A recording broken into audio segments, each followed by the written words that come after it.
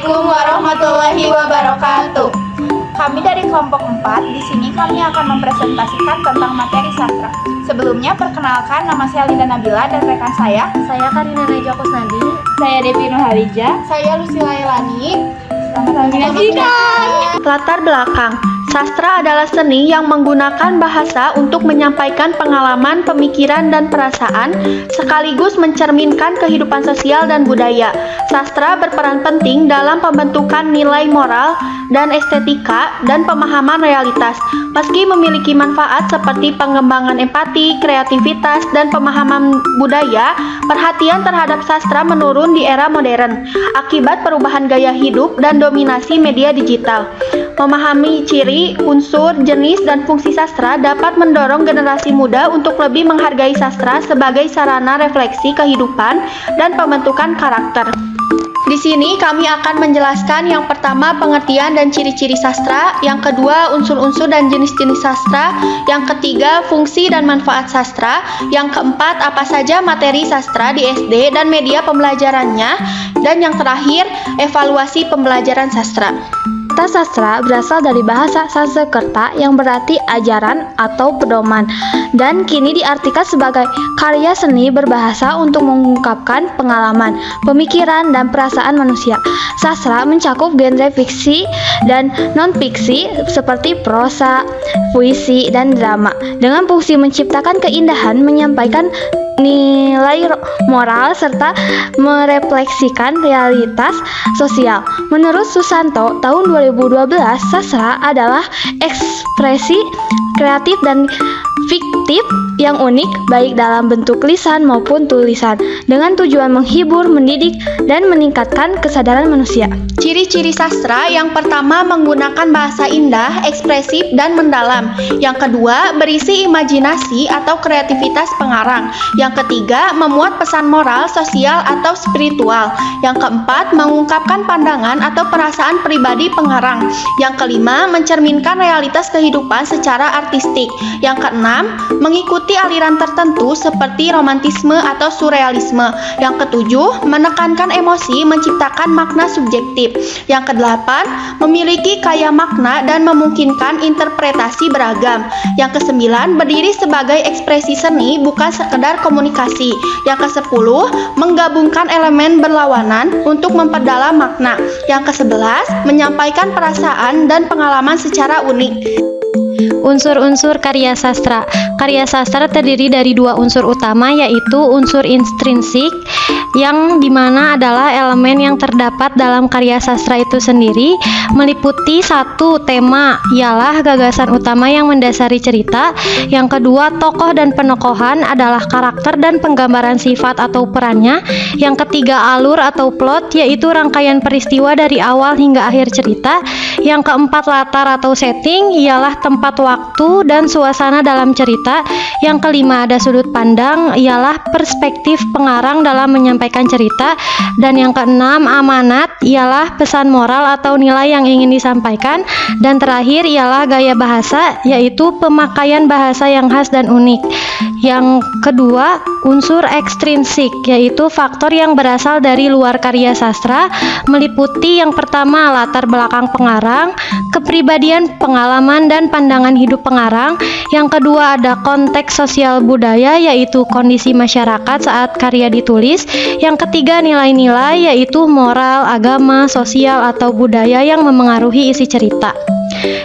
Jenis-jenis karya sastra. Yang pertama, sastra prosa, bentuk narasi bebas yang mencakup novel, cerpen, dan dongeng.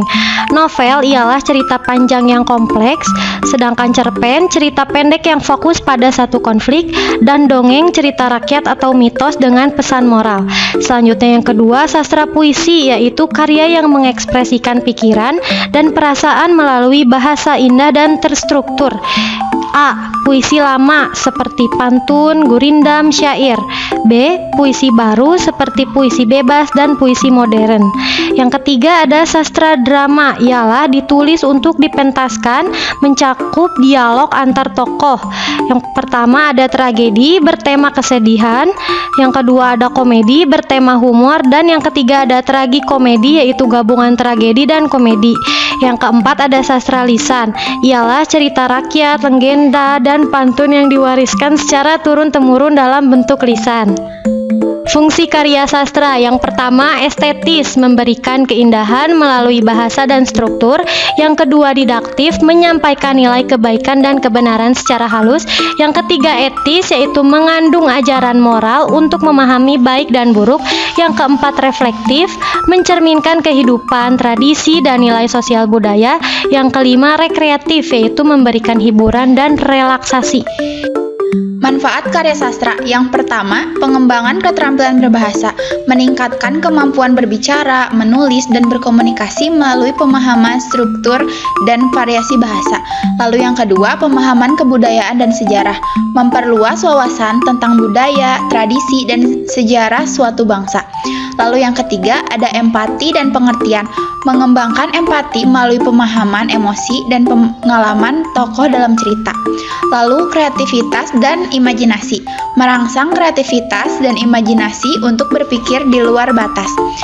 Lalu yang kelima, ada penguatan nilai moral dan etika, menanamkan nilai moral dan etika untuk kehidupan yang lebih bijak.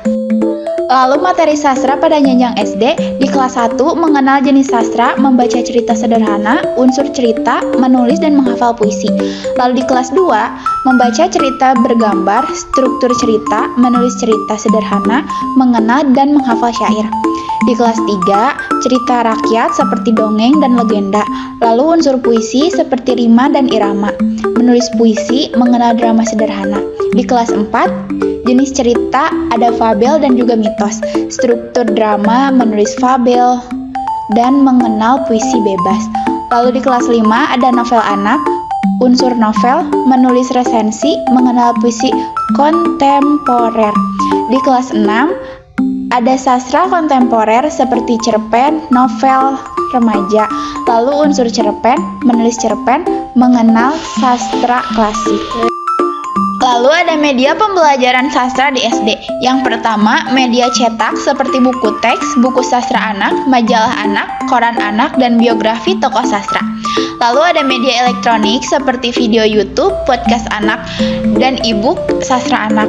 Yang ketiga ada media audiovisual seperti film cerita rakyat, film pendek anak, drama audio, rekaman puisi, dan PowerPoint. Yang keempat ada media interaktif seperti permainan edukatif, tebak tokoh, puisi puzzle, dan kuis online anak.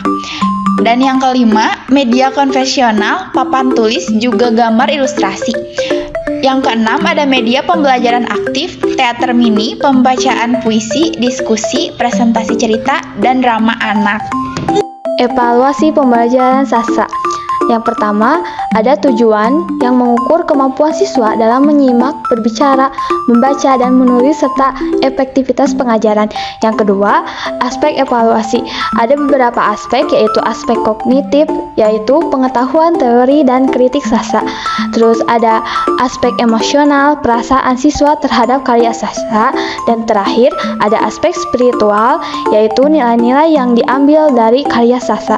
Yang ketiga, ada teknik evaluasi seperti tes tertulis, pilihan ganda, atau esai.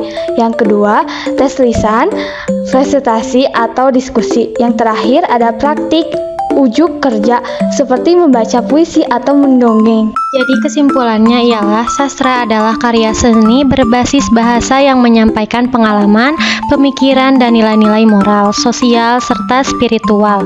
Berasal dari bahasa Sanskerta, sastra meliputi prosa, puisi, drama, dan sastra lisan dengan ciri bahasa indah, imajinasi, dan refleksi kehidupan. Unsurnya terdiri dari intrinsik, yaitu tema, tokoh, alur, dan ekstrinsik, yaitu konteks sosial budaya. Fungsi sastra mencakup estetis, didaktis, etis, reflektif, dan rekreatif, memberikan manfaat dalam keterampilan bahasa, empati, kreativitas, dan pemahaman budaya. Dalam pendidikan, sastra diajarkan melalui media cetak, elektronik, interaktif, dan praktik dengan evaluasi aspek kognitif, emosional, dan spiritual. Sastra berperan penting dalam pembentukan karakter, kreativitas, dan kesadaran sosial. Sekian presentasi dari kami. Untuk teman-teman yang ingin bertanya, silahkan tulis di kolom komentar. Wassalamualaikum warahmatullahi wabarakatuh.